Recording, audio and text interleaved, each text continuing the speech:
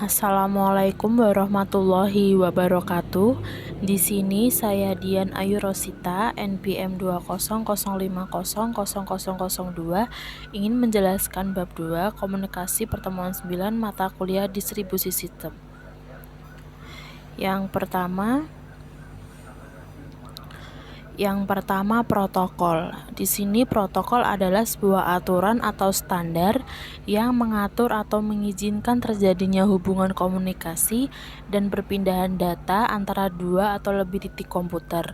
Protokol dapat diterapkan pada perangkat keras, perangkat lunak, atau kombinasi dari keduanya. Pada tingkatan yang terendah, protokol mendefinisikan koneksi perangkat keras. Yang kedua, terdapat model MOSI. Yang pertama adalah physical layer. Physical layer adalah layer yang paling sederhana berkaitan dengan electrical atau optical. Koneksi antara peralatan. Data biner dikodekan dalam bentuk yang dapat ditransmisi melalui media jaringan, sebagai contoh kabel, transceiver, dan konektor yang berkaitan dengan layar fisikal. Peralatan seperti repeater, hub, dan network card adalah berada pada layar ini. Yang kedua, terdapat data link layer. Layer ini sedikit lebih cerdas dibandingkan dengan layar fisikal karena menyediakan transfer data yang lebih nyata sebagai penghubung media network dan layar protokol yang lebih high level. Layer data link bertanggung jawab pada paket akhir dari data binary yang berasal dari level yang lebih tinggi ke paket distrik sebelum ke layar fisikal.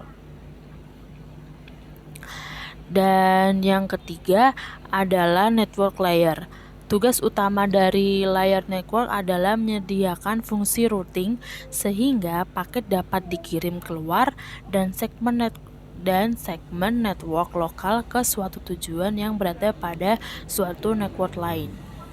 IP atau Internet Protocol umumnya digunakan untuk tugas ini. Dan yang terakhir di sini terdapat transport layer. Layer transport data menggunakan protokol seperti UDP, TCP, dan SPX. Yang satu ini digunakan oleh network, tetapi khusus untuk koneksi berorientasi APX. Layer transport adalah pusat dari model OSI. Layer ini menyediakan transfer yang reliable dan transparan antara kedua titik akhir. Layer ini juga menyediakan multiplexing, kendali aliran dan pemeriksa error serta memperbaikinya. Di sini terdapat RPC.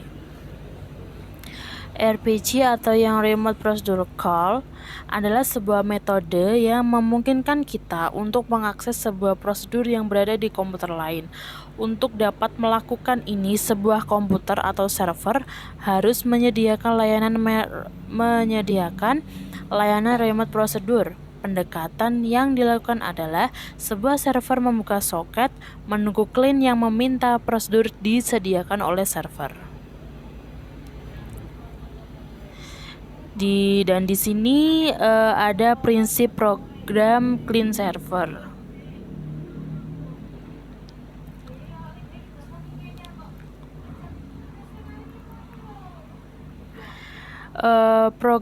Prinsip program client server ini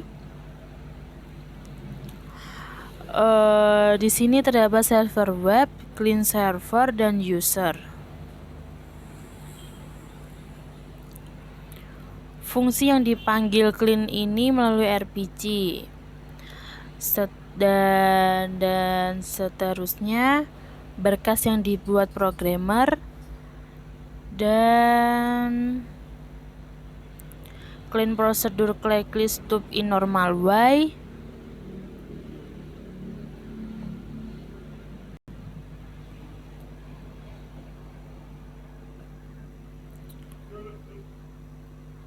dan sebagai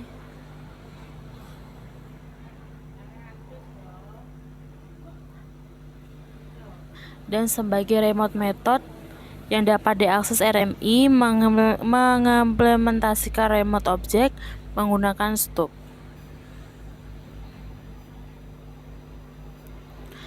Dan yang terakhir terdapat objek remote. Pendekatan kedua yang akan kita bahas adalah Remote Method Invocation atau RMI, sebuah teknik pemanggilan metode remote yang secara umum lebih baik daripada RPG. RMI menggunakan paradigma pemrograman berorientasi objek atau OOP. Dengan RMI memungkinkan kita untuk mengirim objek sebagai parameter dan remote method dengan dibolehkannya program Java memanggil metode pada remote object. RMI membuat pengguna dapat mengembangkan aplikasi Java yang terdistribusi pada jaringan.